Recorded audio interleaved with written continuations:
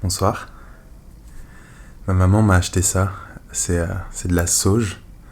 Parce que ces derniers temps, j'étais un peu stressé. Je suis passé par une période un petit peu dépressive, pour être totalement honnête.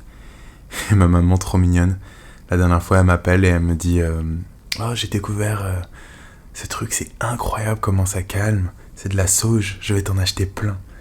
Et du coup, trop cute, elle m'a acheté un paquet comme ça. C'est la première fois que j'essaye, on va voir ce que ça donne. Peut-être que je vais avoir une révélation. Et que la sauge va devenir la solution à tous mes problèmes. Ce qui est une incroyable transition à ce moment de réflexion, en fait, dans lequel je suis. Et je pense que c'est un moment qu'on traverse tous. C'est un moment, en fait, où on s'arrête un peu et on fait un peu l'état des lieux des choses à l'intérieur. Qu'est-ce qui se passe? Où on en est? Et puis très souvent, ça prend un mini burn-out, un moment d'implosion, un moment où on n'en peut plus. Puis on va se regarder dans le miroir et on va dire alors, qu'est-ce qui se passe? Comment ça va au fond? Et je pense que je suis à travers ce processus depuis à peu près 10 jours et je découvre plein de trucs super intéressants. Et je pense que ça fait aussi partie de l'étape à laquelle je suis dans ma vie. À 27 ans, j'arrive en fait à un âge où il y a un switch, il y a une transition de valeurs et ouais, une transition de presque un changement de personnalité qui est assez fort. C'est comme si toutes les valeurs sur lesquelles je m'appuyais depuis que je suis adolescent, ben en fait elles changeaient et que maintenant ça devenait un tout nouvel univers.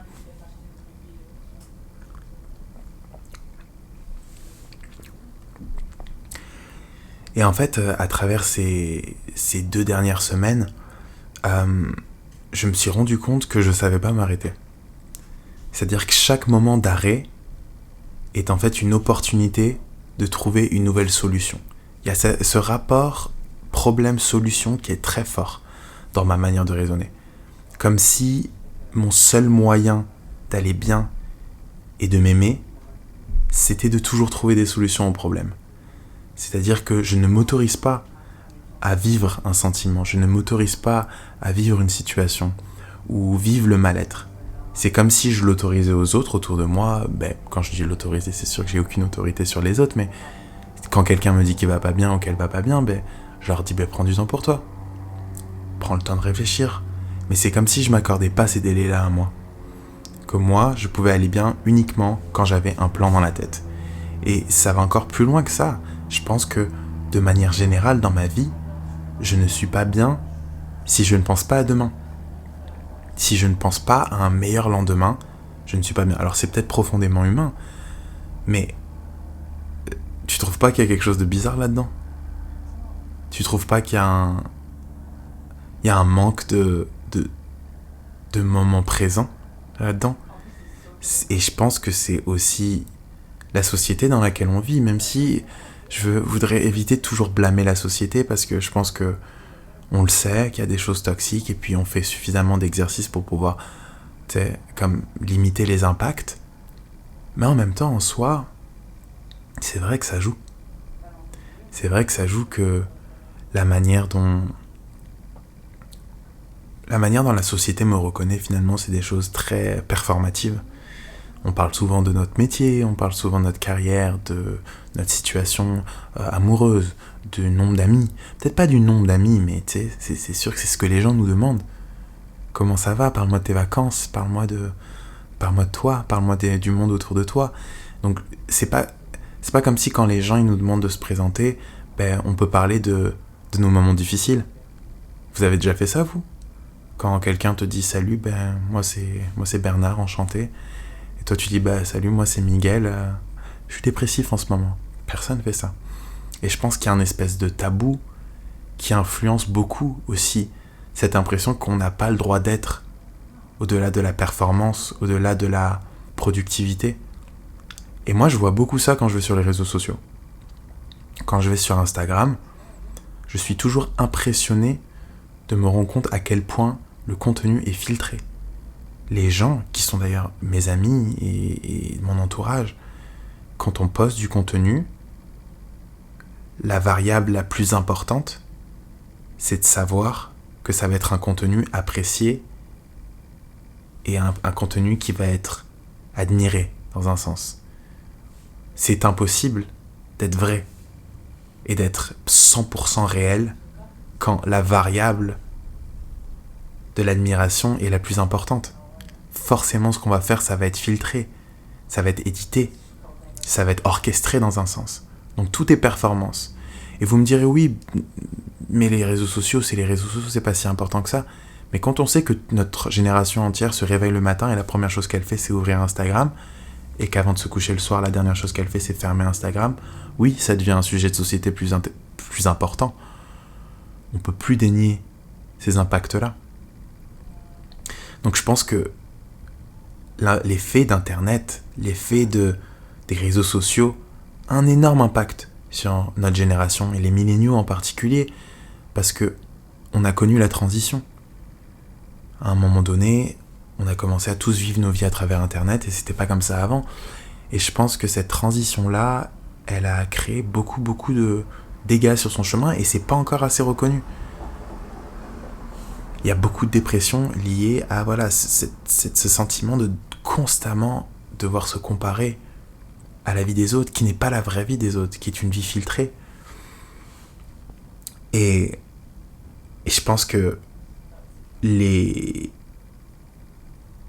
spectre de ce qui est acceptable dans la société devient de plus en plus niche et devient de plus en plus accordé à des modes, à des trends. On parle, c'est ce qui est stylé. Il faut parler de ce qui est stylé en ce moment. Il faut être à la page, et tout évolue en 10 minutes dans ce monde-là.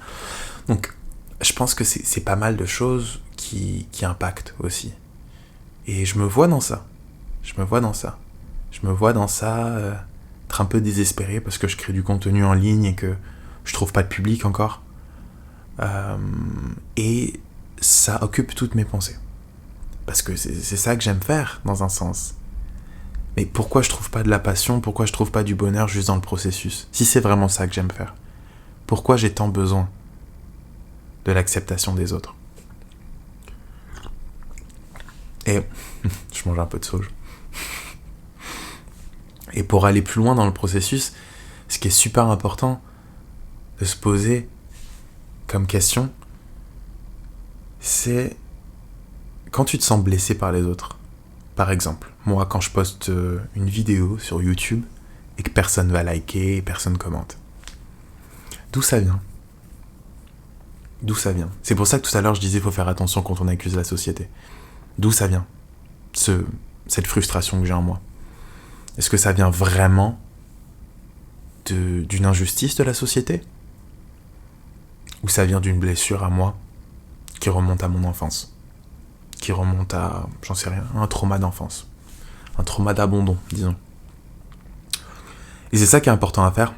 Si tu te sens blessé par quelqu'un tout de suite, si tu te sens pas respecté, si tu te sens... alors bien sûr, il y a des abus, et puis les abus, faut pas les accepter, mais je veux dire, si c'est récurrent, et si c'est toujours les mêmes sentiments. Moi, par exemple, j'ai toujours ce sentiment de ne pas être apprécié à ma juste valeur.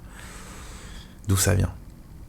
Et c'est ça qui est important de réfléchir. Alors, bien sûr, phrase bateau qu'on entend partout, ça vient probablement du fait que je m'aime pas assez, c'est totalement vrai, mais à ce point-là, le fait qu'on s'aime pas assez, c'est une maladie sociétale, je veux dire, c'est tout le monde. Mais il faut réfléchir d'où ça vient. Alors oui, il y a l'impact des réseaux sociaux quand même, la société joue un jeu, mais au-delà de ça, il y a des traumas aussi. Il y a des traumas qui sont encore une fois liés à des problèmes sociaux, parce que les traumas, ils viennent d'où? Ils viennent du fait que nos parents nous ont éduqués d'une certaine manière. Ils viennent du fait que beaucoup d'entre nous avons grandi dans des milieux où la manière dont on était aimé était conditionnelle. Si t'as des bonnes notes à l'école, t'es un bon garçon. Si t'es sage, t'es un bon garçon. Si t'es gentil, t'es un bon garçon. Et en fait, tout ça, ça construit un psyché, je sais pas comment on dit. Et en fait, à l'âge adulte, on est toujours soumis à ces mêmes conditionnements. Et moi, je m'en rends compte.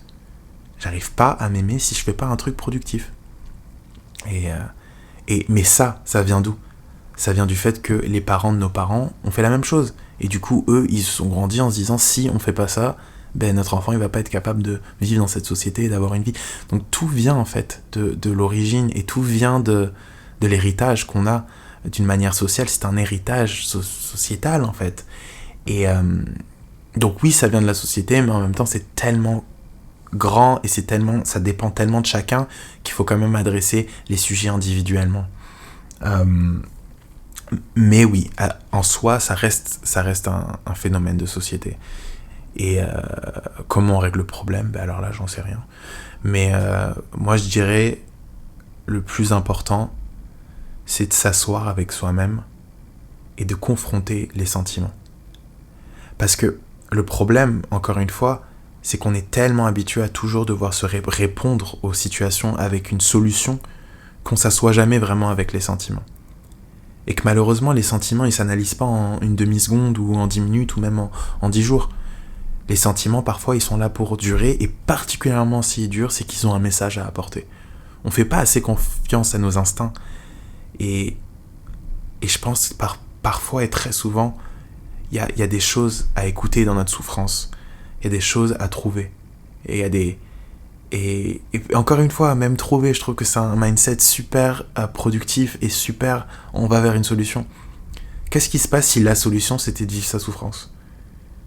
Si la solution c'était juste de vivre dans le moment et de juste accepter notre imperfection, accepter qu'on foire, accepter que des fois on soit gênant. Je sais pas.